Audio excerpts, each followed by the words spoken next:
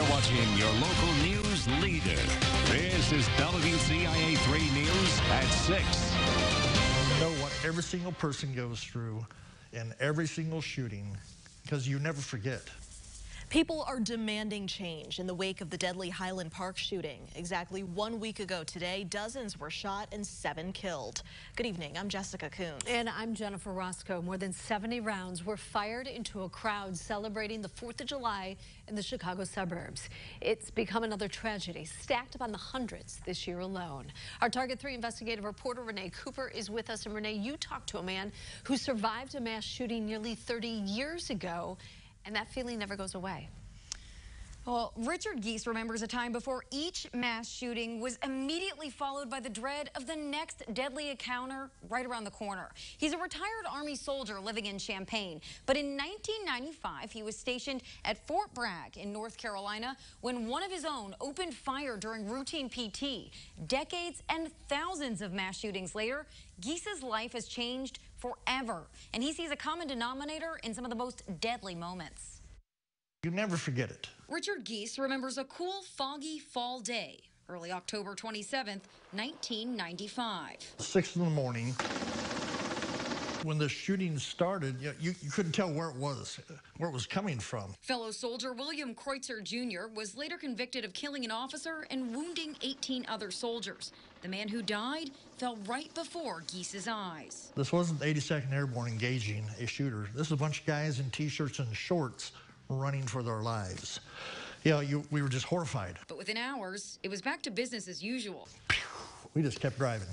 Everybody thought it was just like a comet, just something that never ever happens. It was so rare. That was the final thought until 1999. Hiding from the gunman in a second-story classroom. A dozen students and a teacher were killed at Columbine High School in Colorado. High school students were in their own high school shooting their friends. That just really took a long time to process. Then came December 14th, 2012.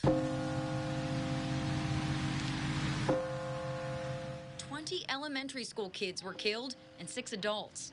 Geese says that's when the U.S. hit rock bottom. That was probably one of the saddest days of my life. Elementary school students were targeted again in Uvalde, Texas in May.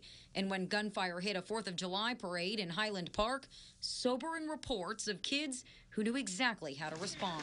All right, boys and girls, we need to lock the door. In the years since Fort Bragg, Geese has changed the way he does everything. When he retired from the Army in 1996, he didn't see the need to own guns. Now, they're a part of everyday discussion. You start thinking more tactically. He keeps handguns and a shotgun ready as a last resort defense, but he draws the line at assault rifles. Anything semi-automatic with a 20-plus round magazine. It's my boys that are going to be on the receiving end of that. Geese's sons are police officers. The flag in his front yard, a reminder of how their weapons and even bulletproof vests are no match against an AR-15. I'm a Second Amendment guy, but I also am honest enough with myself to say, okay, yes, I like to have my firearms, but I don't need that one. He's asking other Americans to take that same inventory, knowing the carnage will continue without change. The right to live is more important than the right to have an assault rifle. You can drive a vehicle. You just don't have to drive a tank. You can fly a helicopter. You just don't have to fly an Apache. You can have a gun. You just don't have to have that gun. I think that's a start.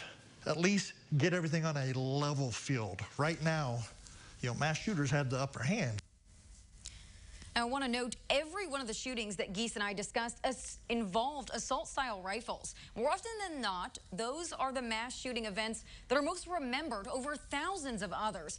Because data and decades of history now show that weapon of choice results in more deaths and nearly 80% of all mass shooting injuries. Back to you. All right, Renee, thank you.